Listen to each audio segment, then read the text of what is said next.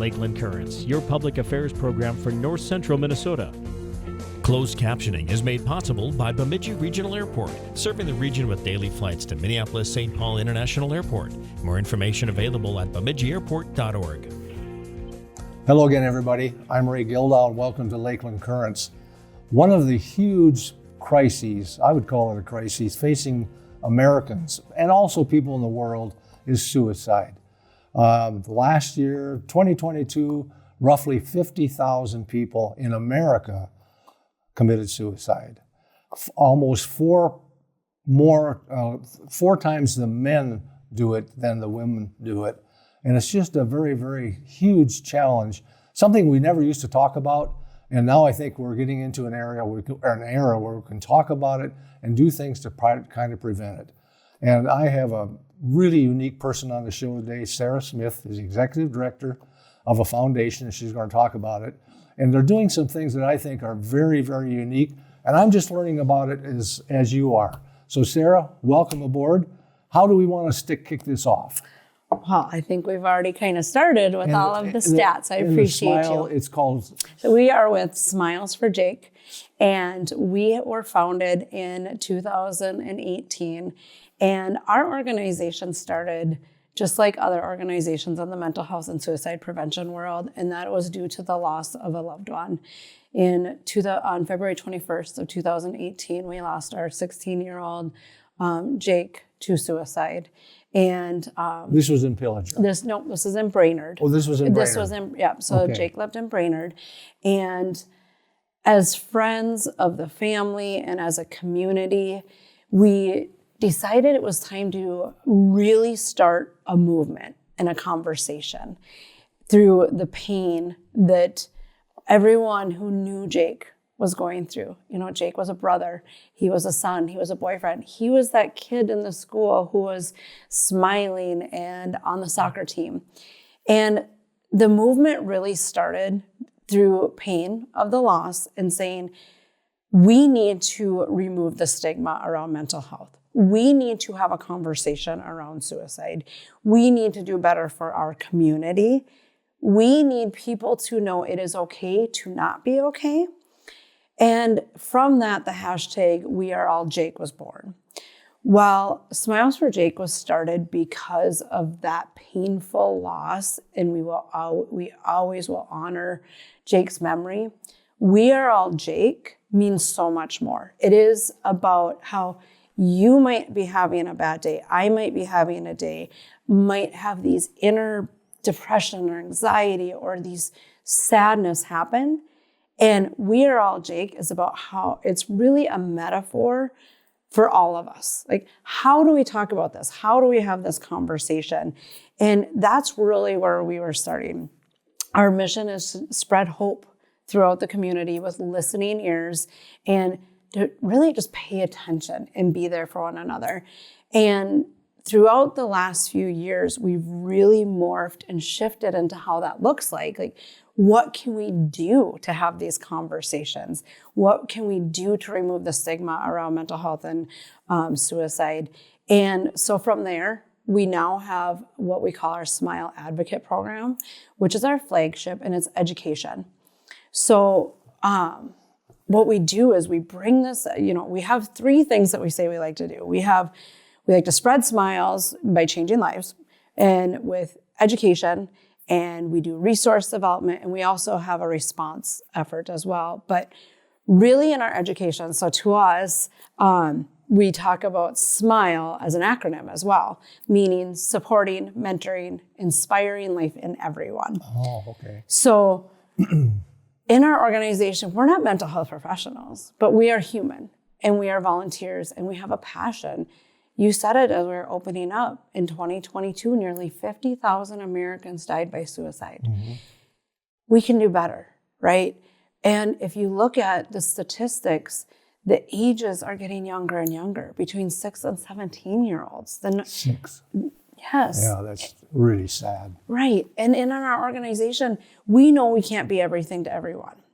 So we like to say that we like to focus between 16 and 24-year-olds, but we have a multifaceted approach. So I talk about our Smile Advocate sessions. What does that mean? So in our education, what we do is we bring this in multiple different ways. So we will bring in our advocate sessions and teach youth, usually between 10th and 12th grader, but we've gone as young as 5th grade. And how big an area do you cover? We will go wherever people will take us. Last week, we have been as far as Sartell, Becker, as far north as Duluth. Right now, we're really saying that we're trying to focus big on Region 5, so our 5-county area. But if there's a need somewhere else, we'll go there as well. And could I ask you another question before we go on? Most of your folks are volunteers, aren't they? Yes. So you're an executive director. Correct. Paid. Yep. But are you the only paid person right now? Currently. So everybody else is a volunteer. Correct. Yep. That's impressive. We have one employee. We have a board of directors of 13. We have an advocate board who are previous board members who really still wanted to help and have an impact of 5. And, but yes, all volunteer. But we're growing. In 2025, we anticipate making additional hires. And are your funds coming just from personal donations? So our funds come from grant. We do a lot of grant writing, events. We have fundraising events, and then yes, personal giving and businesses. With this Smile Advocate sessions now, we will bring this into businesses as well. And we have a sliding scale of cost. So we know that when we teach somebody, if we go into a business, it's going to cost us $12.50 per person that we teach. Starting in 2025 now, we are charging that fee to the business for coming in. So it's very minimal, but it's so that we can continue to make an impact and sustain. In 2024, we taught our program to 1,200 individuals. Oh, wow. Yes. And our goal in 2025 is to have about 1,500 to 2,000. That's pretty impressive with volunteers. Yes, Very exactly. Impressive. Exactly. So this education, what we do is if we're in a school, we do not charge schools at all. So we'll go in and we might teach a classroom of 10th graders. And it's about an hour-long program. And it's very age-appropriate to who we're teaching. We'll also go into a school and we can offer an hour of continuing education for a teacher or a bus driver that need it around mental health and suicide prevention. And then we also go into businesses. So we might go into a manufacturing company or like a CTC and go in and teach all their employees.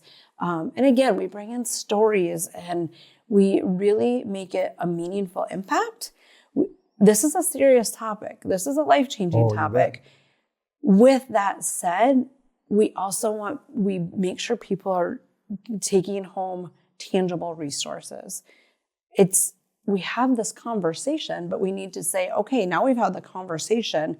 How can we apply what we know is happening to our lives and to watch out for others? Again, not as a mental health professional, as a human. And so we do that. And so we bring in resources as well. I'm not remotely knowledgeable about this topic, except I have personally experienced it. And the thing that has amazed me is that some of the folks that I've lost or have known to have gone showed no signs of being depressed or anything. It's just a complete shock. And how about young children? Do they show signs when they're 6 or 7? So it is interesting because I would argue a little bit that, and again, this is my personal opinion through life experiences, is that there's always some type of sign, meaning if you know what you're looking for. If you know what you're looking for. And that's where the education comes in. It might be very subtle. And, I've personally lost people to suicide. And yes, it's tough. And the understanding, I don't think we'll ever fully understand. And that's the conversation. And that's part of the education is the grieving process. If you know somebody who has lost somebody close to them to suicide, the grieving process, it's going to be a lifelong process. It is. It doesn't go away, does it? It doesn't. No. It doesn't go away. And to make sure that we're watching out for those as well. And so, I have a friend who lost his grandson. His grandson, and from the area, his grandson was a really successful, bright student, had a great future ahead of him. They fished together, hunted together, did everything together. He didn't have a clue until he heard that he was in his bedroom. Yep. And that was the end of it. And he, to this day, still can't believe it. And unfortunately, we never probably will. Yeah. And, we talk a lot about it that, if somebody goes through cancer, you have this courageous battle with cancer. If you are succumbed to cancer, this person fought. And they fought. And when people are going through chemo, you can physically see somebody deteriorating. So they're sick. People will reach out to you and say, what can I do? What can I be? How can I be there for you? If somebody is battling mental illness or what we like to call brain pain, which is a term that was brought to us by Kevin Hines, who is a national keynote speaker that I encourage the audience to look up Kevin Hines' story. So we call it brain pain. If somebody's going through it, they are battling. They are going through the steps. They're going through the motions of that battle, just like somebody going through cancer. So they're battling, they're going through a courageous as well. So, sometimes we talk about it like somebody with cancer that we would never say, they committed cancer. They went through cancer. So part of our education we also talk about, the word commit, and people, they die by suicide after a courageous battle. And so what we can do with our education and what we know better is how do we get people the help that they need as they're battling their brain pain and going through it. So, yeah. What is it that made you decide to apply for this position? I had I'm not trying to get personal. No, and it's okay. I had a mentor who was going through a lot of brain pain. And I watched that. I knew Jake. I did not know him well. I've been friends with his family members for many, many years.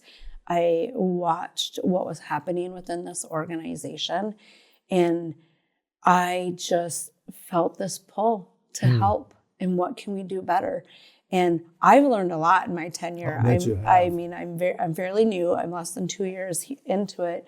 But if you just have that genuine care and that thirst for how can we do better, and we work collectively as a group, we can make a difference. I often get asked the question, how do you know Smiles for Jake is making an impact? And throughout the last few years, we are also helping with resource development. We've got this resource called Hope.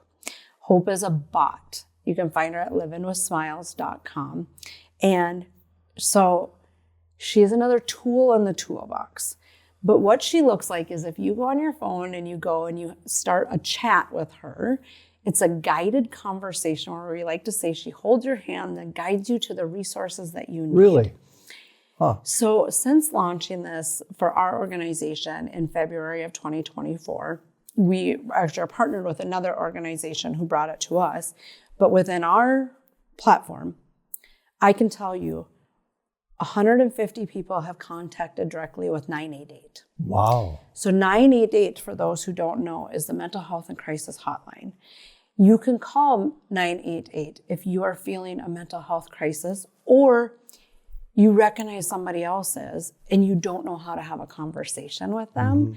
You can call 988 to, how do we talk about this? What's this going on with my mental health right now?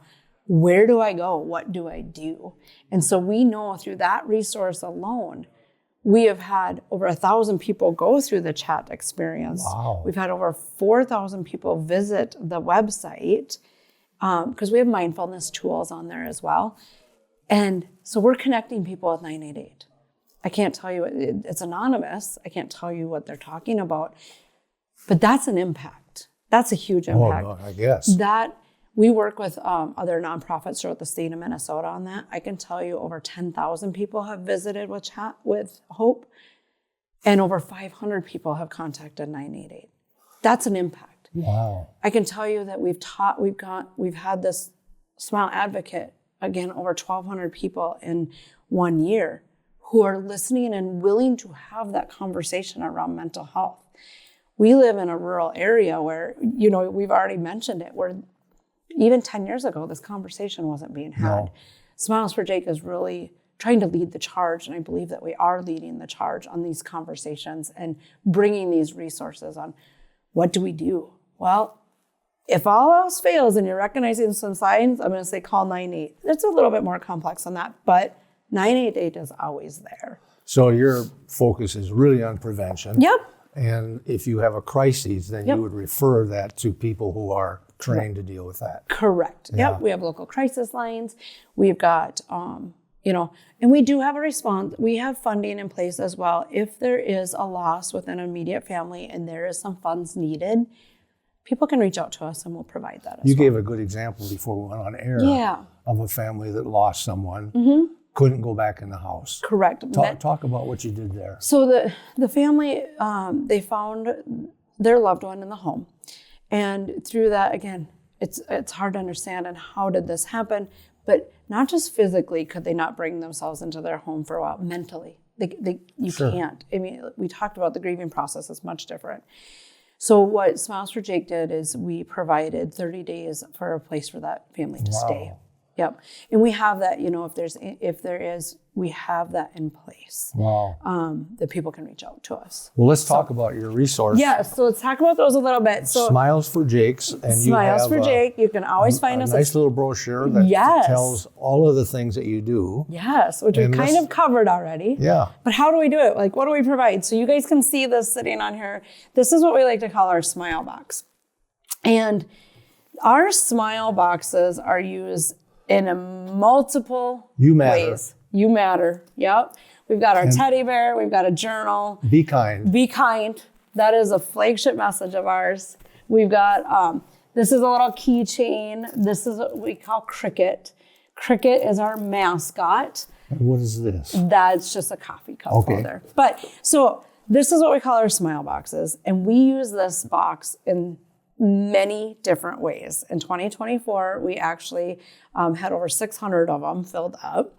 But so let's say you are over the holidays, maybe you saw somebody that you could tell just wasn't themselves. They're down a little bit and they just need a pick-me-up, into the new year here. So what do?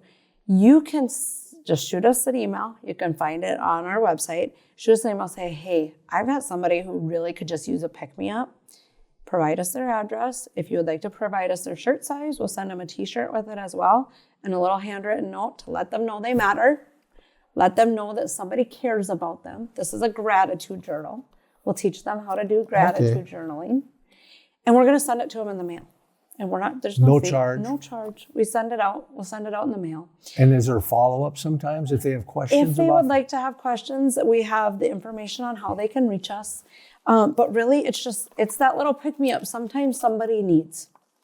The other way we use these boxes is we will put a list of resources in there, and they will be distributed locally. We will deliver them to local emergency rooms, crisis centers, schools, because somebody might go into one of these places and they're having a mental health emergency and they don't know what to do. So if we have them there, we train the people that we give them to who to give them out, and they can give them out. And in there, again, we tailor them to where they're at for, a list of local resources. We like to make sure that people know that there's local resources for wherever they're at. We also sell merchandise. When you asked a little bit about how we're funded, we sell merchandise as a fundraiser as well. We'll use these as our mailing boxes as well. I mean, who doesn't love getting a box in the mail with a big old smiley face on it? So the partnerships are just, these smile boxes, it's a quick gesture, but they can be used in so many different ways to impact a life. And then the other thing that we do is we have partnerships. So we actually have another version of this box that's all white with just the outline on it. And an example I like to use, we partnered with the YMCA and we brought in a bunch of boxes, and within their youth programming, they would do age appropriate. We would do a train the trainer. So we taught the people who work there, we gave them our Smile Advocate, but then they talked to as young as 4, 5, and 6, and 7-year-olds about mental wellness. And they're not using the word suicide. They're not using mental health, but there is ways to have conversations around mental health and mental Without wellness. the stigma. Without the stigma. Yeah. And how cool is it that the next generation we want it to be normal and there's no stigma around it for the next generation. Sure. And so, we have so many different approaches that we're working on, and this is just another way that we do it. So some of your volunteers, do they actually get involved in going out and talking to students or groups too? Yep. So our board of directors, everybody kind of has a different role. We've got one that's two that help with education. We've got a development, somebody who helps with development, volunteers, community events. We have a lot of community events. In December, we had our Cuyuna Christmas, which is a free event that we put on with CRMC. And, it is meant to put the phones away unless you're using them for cameras and just come out and enjoy the day with your family. So we do things like that. Beginning of January, we had a pond hockey tournament. That's a fundraiser for us. But throughout the year, we have these events. Mm-hmm. So someone on our board, there's a couple people that just focus on one or two of those events. We'll have a 5K coming up here in the spring. So everybody kind of really takes ownership of what they want to, which is amazing. You don't have a physical building that you're in, do you? No, so we office out of Brainerd. We are partnered with CTC, and they have been very good to us. That's Consolidated Telephone. Yep, Consolidated Telephone Company. And when Jake had passed, Eric, Jake's dad, had worked there, and that whole team has really rallied around and really helped launch Smiles for Jake. And so they're very good to Smiles for Jake, and really. Shameless plug for CT. They're very good to every community that they are in, and they're great. But so we do have an office in their Baxter building where I office out of. So we are centrally located. And you said you have 13 board members? And we have 13 volunteer board members. We have a couple people who also, outside of our board, we have a couple people who help with our marketing and weekly emails type things. And then we have 5 on our advisory committee as well. Where are you finding the most interest for what you do?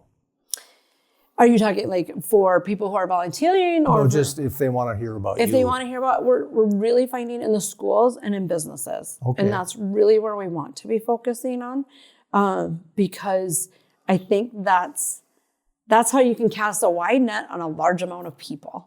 And, really going into businesses, there's so many benefits to having mental wellness programs within businesses with employee retention and happiness and really being able to watch out for one another to have that. And so we're very happy to go into businesses.